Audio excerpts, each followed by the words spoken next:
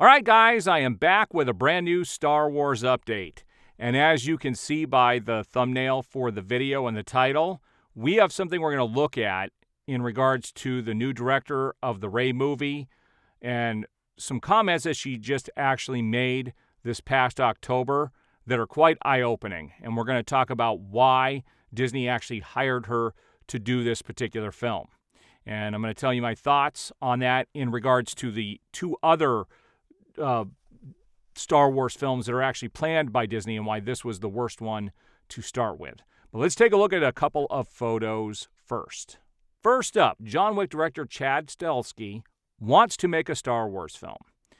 This would be interesting. I think that style of directing would be kind of cool. It's a little over choreographed, I think, to see a lightsaber fight with that style.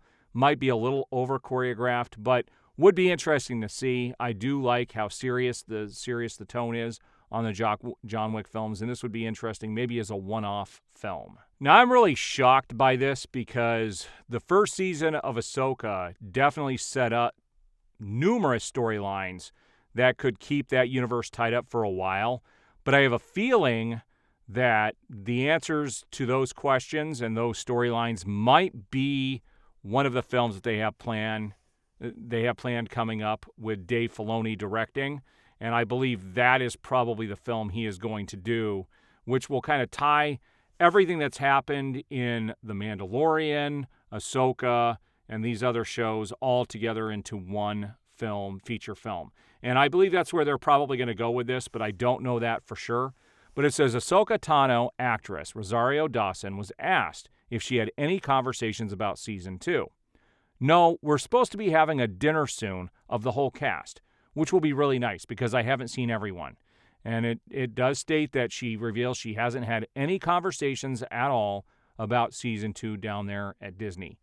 And it's crazy to me that they would start all these storylines and create all of that and then not follow up with it. But Disney's not in a good spot right now. All right, guys, so what I have here is a video. And you can see that this was back from May 20th of 2023. So this was just about 6 months or so ago, and a little over 6 months. And this is a cinematic journey with Sharmeen Obaid-Chinoy. Okay, now this is pretty crazy stuff. We're going to look at her comments here, and I want to talk about this. The heart of everything, I am a storyteller and an activist. And my body of work over the last 20 years has been guided by my activism. And every single piece of work that I've ever created has a piece of activism in it. It could be very overt or it could be covert, but it is there. And I think that as a storyteller, I'm not sure if all of you know this, but I'm not a trained filmmaker. So I never went to film school. I went to Smith College and did my undergraduate and studied economics and political science like a good Pakistani girl. And then I did my graduate studies, but also in international politics. And so I am an accidental filmmaker. So there you have it, right from the horse's mouth. She is not a filmmaker. And everything she produces is political. Everything. Now, I know I'm going to have some people come into this video and tell me that Star Wars was always political. And they're right about that. George Lucas has talked about some of that in the past. But people want to be entertained today. Disney has an identity politics problem. In that video that you just watched with Sharmeen, you see how she has to point out that she's a Pakistani woman, and she did things because she was a good little Pakistani girl. Disney is all about identity politics right now. They're not about telling a good story. We've already seen that video, and if you guys haven't seen it, she had a video the other day, and this was talked about in my last video, on how she likes to make men feel uncomfortable, that is her goal. She likes men to feel uncomfortable. This is the person they put in charge of the Star Wars franchise for this new movie about Rey. Now, let's talk about Rey herself. This is a whole separate issue here. There were 3 movies that were announced by Disney, and they keep changing the slate. One of the movies was going to be a Dave Filoni movie taken in that space between Return of the Jedi and also the first film, The Force Awakens. It's going to take place in that time period. And like I said, I think they're doing that to wrap up all the storylines of everything that they're doing with the Disney Plus shows. And then we also have the Rey movie, and then the last film was the film that I believe goes back to the beginning of the Jedi and how everything started. I believe that's what that third movie was. I don't remember. I've covered it in the past, but I believe that's what it was. Out of all three of those films, the one that the people are least interested in seeing is the Rey movie. People are not invested in this Rey character.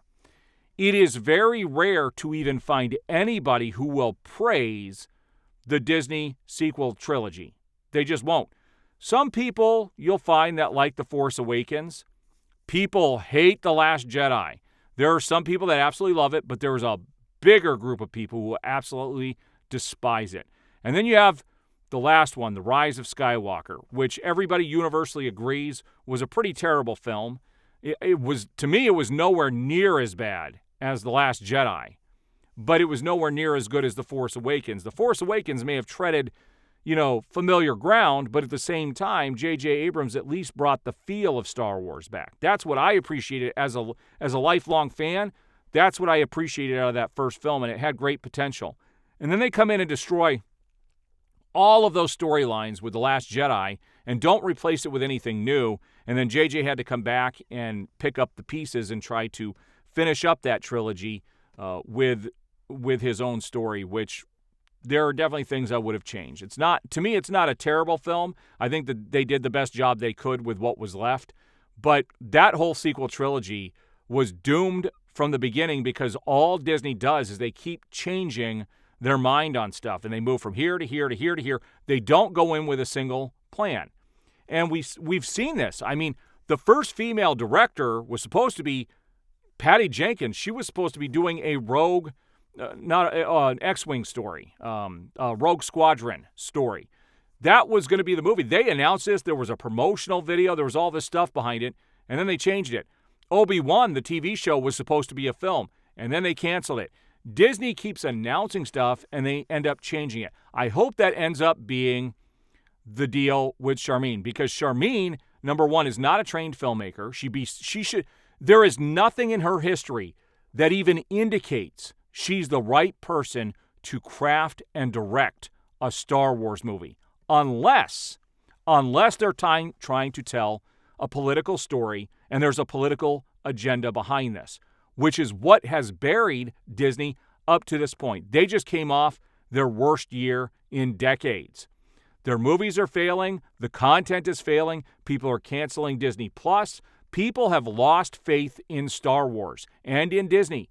And if they think this is the person that is going to bring people back into the theaters, what in the world? They are being guided by some very interesting people who do not have the interest of the story, the characters, and the audience at heart.